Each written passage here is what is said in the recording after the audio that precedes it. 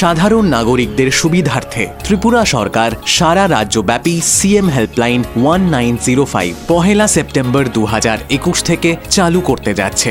আপনার অভিযোগ জানানোর জন্য এখন আর কোনো অসুবিধার সম্মুখীন হতে হবে না। আপনার অভিযোগ দায়ের করুন নিমেষেই। এই হেল্পলাইনে কোনো অভিযোগ দায়ের করা হলে রাজ্য সরকার নির্দিষ্ট সময়ের মধ্যে সমাধানের জন্য উপযুক্ত পদক্ষেপ নেবে। সিএম হেল্পলাইন 1905, জনতার সাহায্যে জনতার পাশে।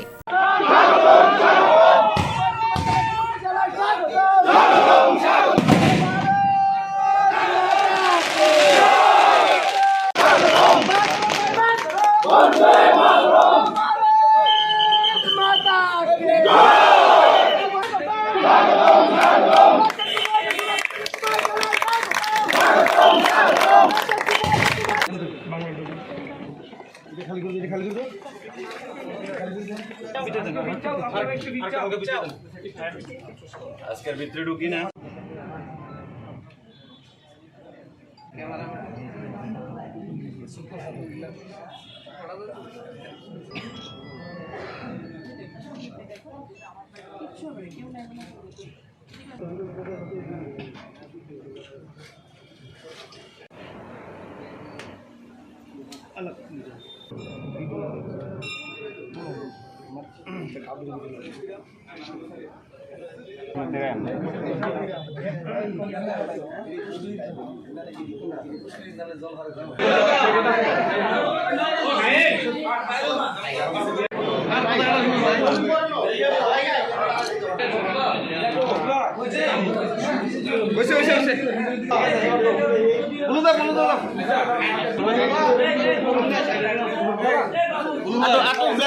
করলাম, মার কাছে কৃতজ্ঞতা প্রকাশ করলাম, কারণ নির্বাচনে যখন প্রতিদ্বন্দ্বিতা করেছিলাম রেজাল্ট আউট হওয়ার ঠিক দুদিন আগে এসে মায়ের কাছে প্রার্থনা করেছিলাম যাতে নির্বাচনে জয়ী হতে পারি এবং রাজ্যে যাতে বিজেপি সরকার প্রতিষ্ঠিত হতে পারে।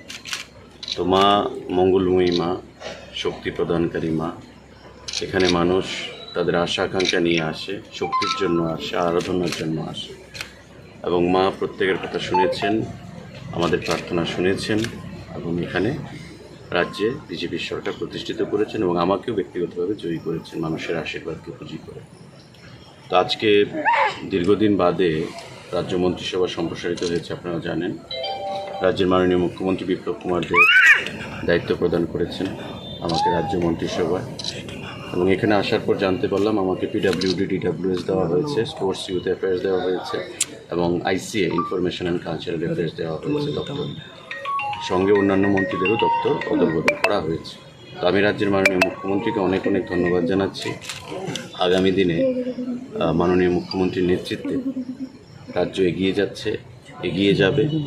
আমরা ভালো কাজ করছি, আগামী দিনে আরও ভালো কাজ করতে হবে এবং ভারতের প্রধানমন্ত্রী নরেন্দ্র মোদীজি যে ডাক দিয়েছেন ভারতকে জগৎ সভায় শ্রেষ্ঠ আসন অলঙ্কৃত করানোর জন্য, ত্রিপুরা তাতে একটা গুরুত্বপূর্ণ ভূমিকা নেবে। আগামী দিনে নির্বাচন, আগামী 2023-এর নির্বাচন, এখানে আমাদের অনেক কার্যকর্তা বন্ধুরা রয়েছেন, যুবক ভাইরা রয়েছেন। ষড়যন্ত্র একটা শুরু হয়েছে ত্রিপুরা রাজ্যে, কীভাবে বাঁকা পথে সিপিআইএমকে আবার ক্ষমতায় প্রতিষ্ঠিত করা যায়। চোখ কান খোলা রাখতে হবে, সজাগ থাকতে হবে। 5%-এর মতো কাছে আমরা অ্যাচিভ করেছি। এই জেলাও ভালো কাজ করেছে, পশ্চিম জেলাও, প্রত্যেকটি জেলা আমাদের ভ্যাকসিনেশনে ভালো কাজ করেছে। বিনা পয়সায় ভ্যাকসিন সেখানে রাজ্যের প্রতিটা অংশের জনগণকে আমরা প্রদান করতে পেরেছি। মানুষকে বাঁচিয়ে রাখার যে অধিকার, সেই জিনিসটা আমরা প্রদান করতে পেরেছি মানুষকে। সুতরাং স্বাভাবিকভাবেই মোদী সরকার, বিপ্লব দেবের সরকারের এটা একটা বিশেষ দিক, সফলতার দিক এবং আমরা আগামী দিনে আরও এগিয়ে যাব। গরিব অংশের মানুষ, যুব সম্প্রদায়, কর্মচারী, প্রতিটা অংশের মানুষকে নিয়ে আমাদের সামনের দিকে এগিয়ে যেতে হবে। এটাই আমাদের আশা, এটাই আমাদের আকাঙ্ক্ষা। কি বার্তা থাকবে? মজলিশপুর রাজ্য থেকে আলাদা নয়। রাজ্যের যুবকদের জন্য যা বার্তা থাকবে, মজলিশপুরের যুবকদের জন্য একই বার্তা থাকবে। বছর পর আমরা মুক্তির লাভ সেখানে সন্ধান পেয়েছি। বিগত দিনে অনেক দল এসছে, অনেক দল গেছে, যারা পারেনি কিছু করতে, কিন্তু নরেন্দ্র মোদীজির নেতৃত্বে এই রাজ্যে আমাদেরকে মুক্ত করে দিয়েছে মোদীজি, অমিত শাহজি, বিপ্লব দেবকে সামনে রেখে। তো আজকে একটা প্রতিষ্ঠিত সরকার, এই সরকারকে পেছন থেকে ছুরিকাঘাত করে ফেলার জন্যে তারা অনেক ষড়যন্ত্র করছে। সেই ষড়যন্ত্র আমাদের নাকাম করে দিতে হবে জনগণকে সঙ্গে নিয়ে গণতান্ত্রিক পদ্ধতিতে।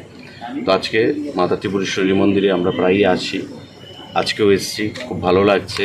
উদয়পুর আমার জন্মস্থান।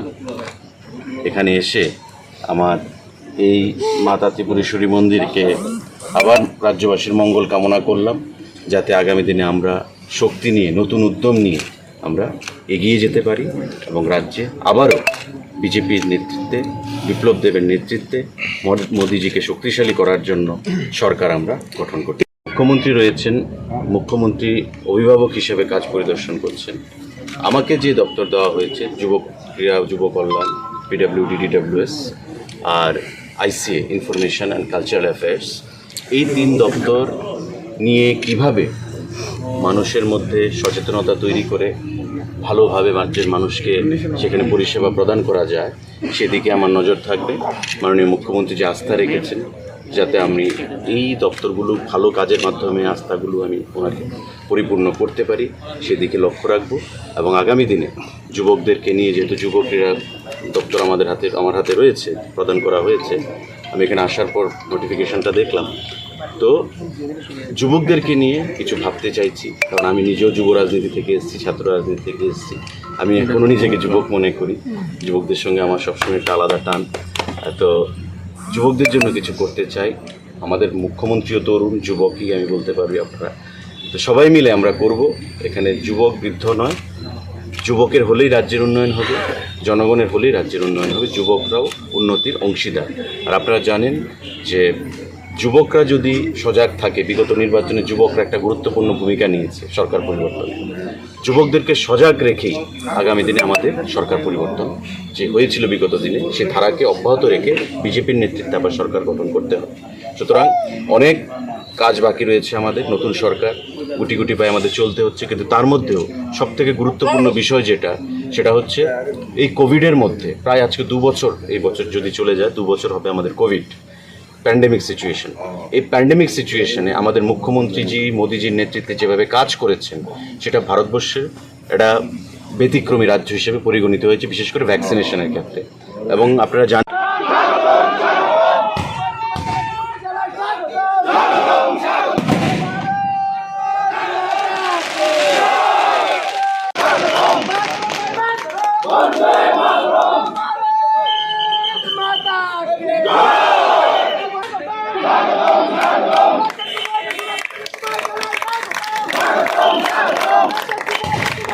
সাধারণ নাগরিকদের সুবিধার্থে ত্রিপুরা সরকার সারা রাজ্যব্যাপী CM হেল্পলাইন 1905 পহেলা সেপ্টেম্বর 2021 থেকে চালু করতে যাচ্ছে।